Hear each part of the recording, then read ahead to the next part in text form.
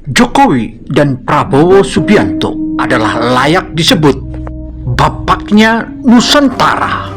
Negara ini adalah negara besar, bangsa ini adalah bangsa besar. Penduduk kita sekarang sudah 280 juta, kurang lebih. Kita, rakyat Indonesia, butuh pemimpin yang tepat, butuh pemimpin yang benar, yang paham hati rakyat, yang tahu kebutuhan rakyat. Itu yang dibutuhkan. Dan pemberani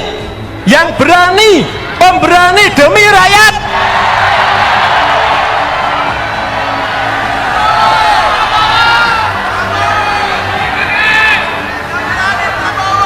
Jokowi memang tidak secara gamblang menyebut nama, namun banyak kalangan menghubungkan karakter yang disebut tersebut pada sosok Prabowo Subianto. Sosok Prabowo, orang hanya melihat bahwa Prabowo itu adalah seorang militer. Tetapi mereka tidak pernah tahu bahwa Prabowo itu adalah sebelum mengenal militer. Dia sudah lebih awal mengenal politik. Karena itu, saudara, dengan bertransformasinya Prabowo hingga berbagi disiplin ilmu merupakan salah satu kekuatan yang patut kita banggakan, dan Indonesia memiliki pemimpin yang kuat dan kokoh. Prabowo memang patut diandalkan.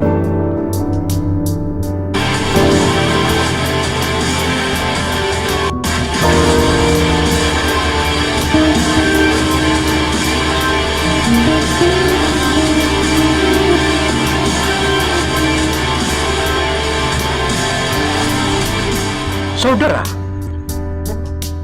eksistensi Prabowo. Assalamualaikum warahmatullahi wabarakatuh.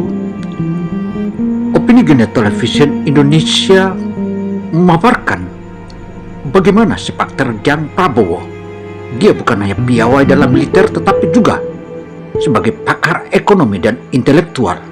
Mari kita saksikan.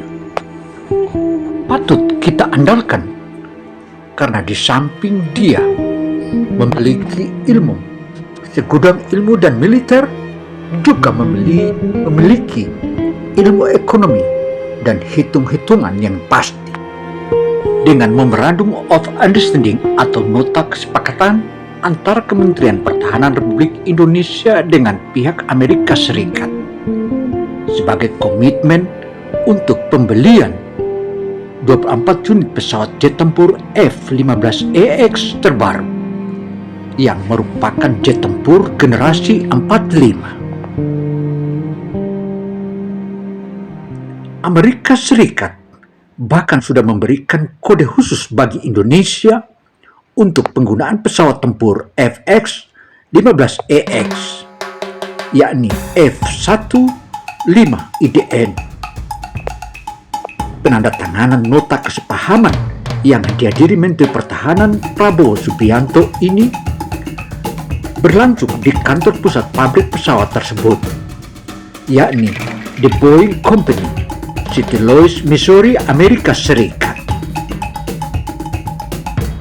Di pabrik pesawat yang legendaris inilah Prabowo melakukan nota kesepahaman atau MOU atau Memorandum of Understanding. Dan dari sinilah kita bisa menarik benang merah bahwa Indonesia dan Amerika, juga beberapa negara seperti Prancis, Turki, dan juga Rusia merupakan salah satu kolaborasi dan merupakan mitra kerja sejajar dengan Indonesia. Prabowo terus mengembangkan hingga kekuatan militer Indonesia saat ini sudah masuk di ranking 13 dunia. Hal ini bukanlah hal biasa, tetapi merupakan hal yang rumit dan diplomasi yang mantap. Selain itu, saudara, ketika kita berbicara tentang Presiden terpilih Prabowo Subianto, banyak orang lebih menyoroti sisi militernya saja, terutama setelah melihat sebagai Menteri Pertahanan yang bergerak cepat, memperkuat sistem persenjataan Tentara Nasional Indonesia atau TNI, serta upaya meningkatkan kualitas pendidikan militer dan kesejahteraan para prajurit.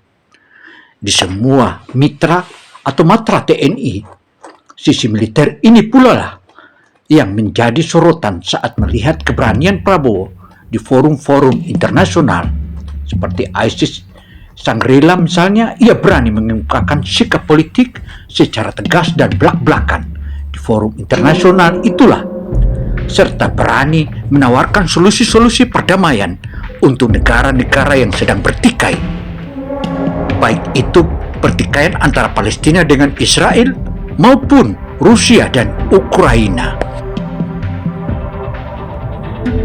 Mengaitkan keberanian Prabowo dengan sisi militer tentunya tidaklah kita keliru, karena latar belakang militer Prabowo memang sangat kental.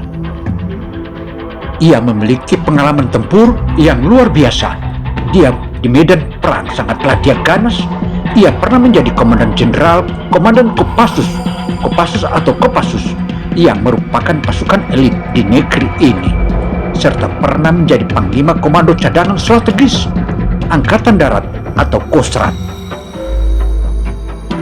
Tetapi rasanya tidaklah adil jika menyoroti Prabowo hanya dari sisi latar belakang militernya saja, sebab Prabowo juga memiliki latar belakang sebagai pemikir, pejuang intelektual, seorang politisi, seorang aktivis pergerakan yang ada pada masa itu pernah mendirikan lembaga swadaya masyarakat atau LSM yang bergerak di bidang pembangunan desa atau pembangunan ekonomi desa, dan LSM yang didirikannya dan dipimpin Prabowo saat itu merupakan LSM pertama di Indonesia. Kemampuan berpidato dipelajari dari proklamator dan Presiden pertama Republik Indonesia Soekarno atau Bung Karno yang sangat dikaguminya. Bedanya saat berpidato dengan Bung Karno, Prabowo tidaklah pernah berlama-lama seperti Bung Karno. Dalam berbagai orasinya, Prabowo selalu straight dan singkat atau berlangsung pada permasalahan inti, serta cara-cara bagaimana mencari solusi diambil itu dari Bung Karno dengan cara dalam membakar semangat generasi muda untuk bergerak maju menuju Indonesia emas. Pemikir-pemikirnya tentang masalah-masalah perekonomian sangat memungkinkan terinspirasi oleh Bung Karno. Proklamator dan Wakil Presiden pertama Republik Indonesia Bung Hatta yang memiliki perhatian sangat serius dalam membangun perekonomian Indonesia di awal kemerdekaan misalnya, sehingga tidak berlebihan kiranya jika dikatakan bahwa jiwa dan Dwi Tunggal Soekarno-Hatta tertanam dan melekat dalam diri Prabowo Subianto. Dan Prabowo pun sebagai pemikir-pemikir Prabowo yang sangat mendalam tentang perekonomian juga diwarisi oleh sang ayah Sumitro Joyo Hadikusumo, sang banggawan ekonomi yang mempelopori penerapan sistem ekonomi kerakyatan Indonesia pada masa pemerintahan Soeharto kala itu. Sumitro pula lah yang mengajak Prabowo pada masa mudanya untuk aktif di bidang ekonomi pedesaan. Dari sang ayah inilah juga Prabowo mulai mengenal dunia perpolitikan, karena Sumitro adalah pemimpin Partai Sosialis Indonesia atau PSI pada zaman pemerintahan Presiden Soekarno. Saat itu Prabowo belum mendaftar menjadi sebagai seorang taruna Akademi Militer, sehingga boleh dikatakan bahwa Prabowo lebih dulu mengenal dunia politik ketimbang dunia militer. Sehingga Prabowo pun dikenal memiliki kedekatan dengan para politisi pada masa aktif di dinas kemiliteran atau ketenteraan. Sebagai pemikir dan intelektual, Prabowo sangat aktif menulis pemikiran-pemikiran pada berbagai media nasional dan internasional. Bahkan dalam beberapa bahasa ia sajikannya hingga melahirkan sejumlah buku-buku. Karya-karya Prabowo itulah dapat kita buktikan dengan berbagai wadah yang saat ini tengah kita bisa dapat di tempat publik. Artinya, Prabowo bukan hanya keahliannya di bidang militer, tapi dia juga adalah seorang intelektual, juga sebentar lagi lawan ekonomi yang akan diwarisi langsung dari ayahnya. Memang Prabowo makin oke. Panjang Prabowo, hampir semua pemimpin wataknya ikut dibentuk oleh sejarah sang pemimpin. Prabowo Subianto adalah salah satunya. Jejak sejarah Prabowo banyak dipengaruhi oleh jejak sejarah keluarganya, terutama jejak ayahanda Prabowo, Sumitro Joyo Hadikusumo, sebagai tokoh politik yang memperjuangkan keyakinan politiknya dengan memilih keluar Indonesia dari tahun 1957 hingga 1967. Prabowo dan keluarga berpindah-pindah dari satu negara ke negara lainnya mengikuti sang ayah yang tengah menentang pemerintahan Presiden Soekarno kala itu dan membangun basis perlawanan di luar negeri. Masa-masa remaja Prabowo sangat dibantu oleh lingkungan pergaulan yang bersifat internasional.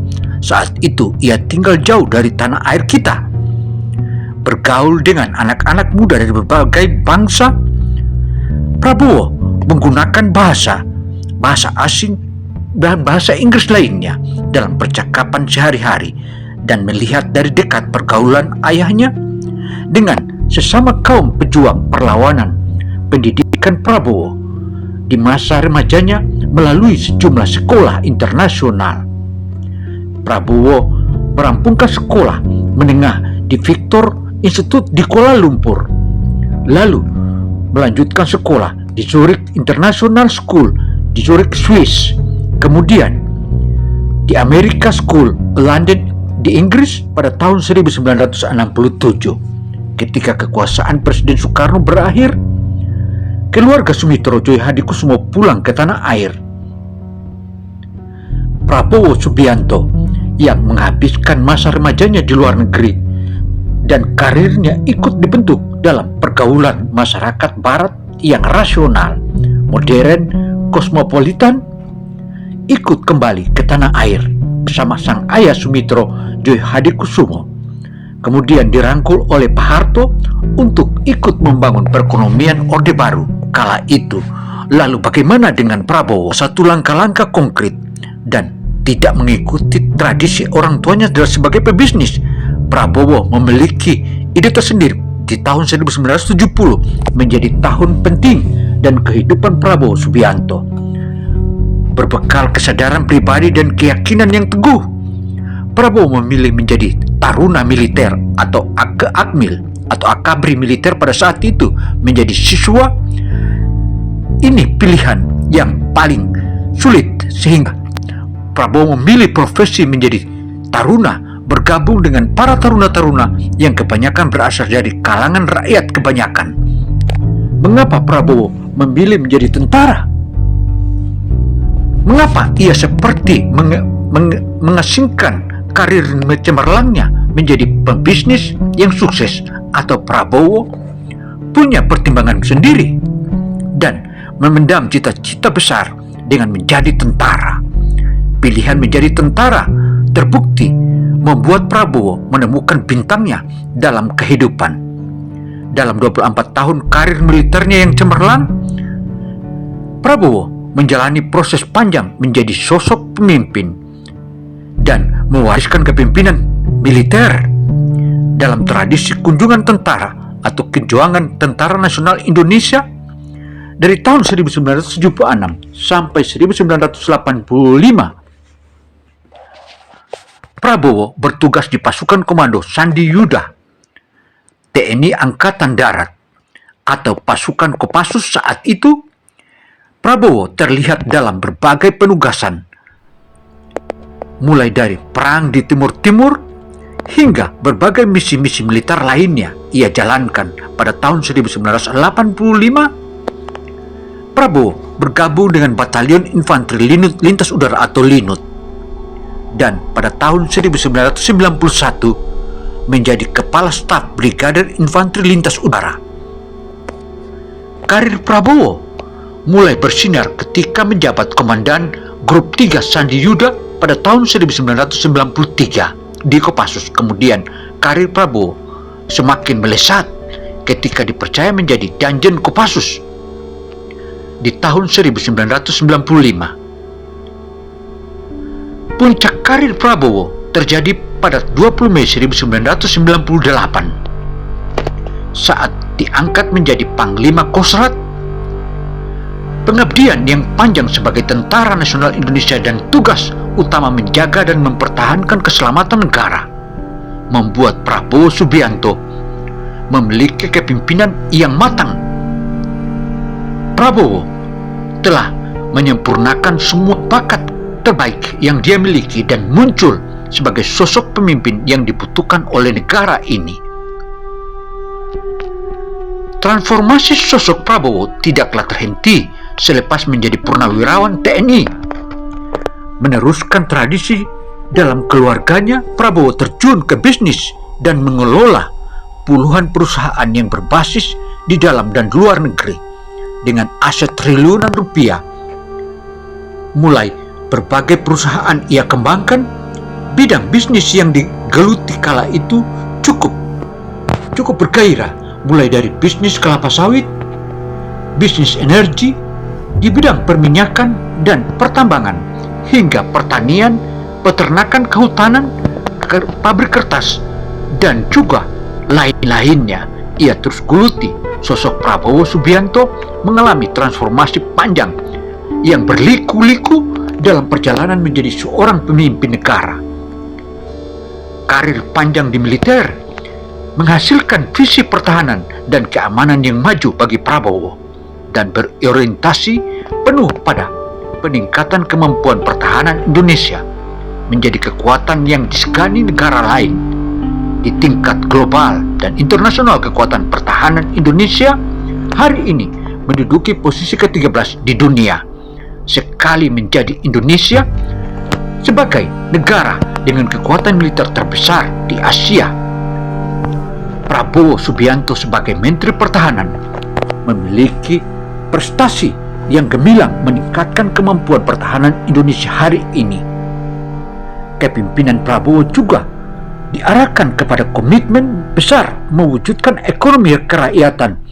Visi ekonomi kerakyatan merupakan visi perekonomian yang progresif karena dibangun di atas yang menegaskan kedaulatan ekonomi bangsa Indonesia dan terwujudnya keadilan sejahtera.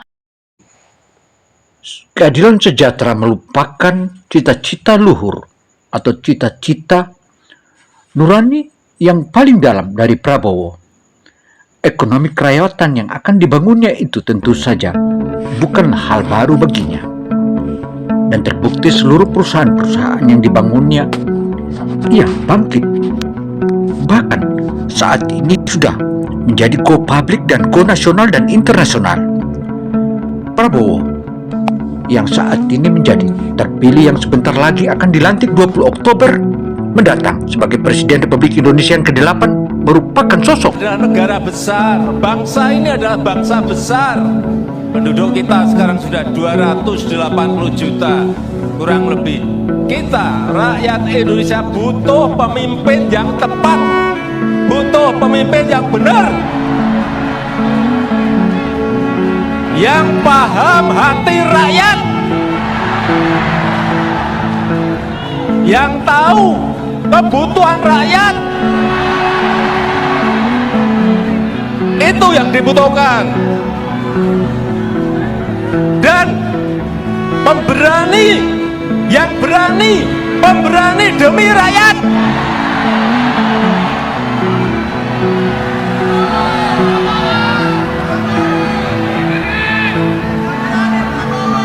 Jokowi memang tidak secara gamblang menyebut nama, namun banyak kalangan menghubungkan karakter yang disebut tersebut pada sosok Prabowo Subianto. Sosok Prabowo Subianto memang dia seorang lelaki dan merupakan andalan bagi bangsa Indonesia. Kerjasama di berbagai bidang termasuk militer meningkatkan salah satu daya gentar bagi musuh-musuh Indonesia. Karena itu, berhadapan dengan Indonesia berarti ada habis dan bakal dihabisi. Prabowo memang patut diandalkan.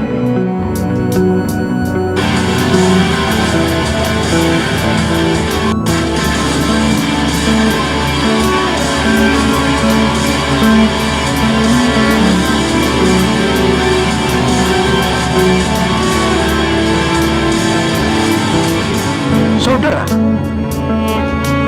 eksistensi Prabowo merupakan sosok yang kita nantikan, dan alkisah saudara, tentu saja Prabowo akan menjadi presiden andalan kita dan akan membangun semua perekonomian hingga menaikkan harga diri bangsa. Karena itu saudara, tentu saja Prabowo dia betul-betul akan tampil beda, dan diyakini negara Kesatuan Republik Indonesia dipastikan ekonominya bisa naik hingga 8%. Mungkin itu kata yang paling tepat, dan ayolah kita dukung semua program-program Prabowo ke depannya. Wow. Demikianlah paparan opini Gino Television Indonesia atau OGTV Indonesia. Saya Gino Samsudin Mirsab melaporkan. Wassalamualaikum warahmatullahi wabarakatuh. Semoga pemberitaan ini atau video ini bisa bermanfaat bagi kita semua. Amin.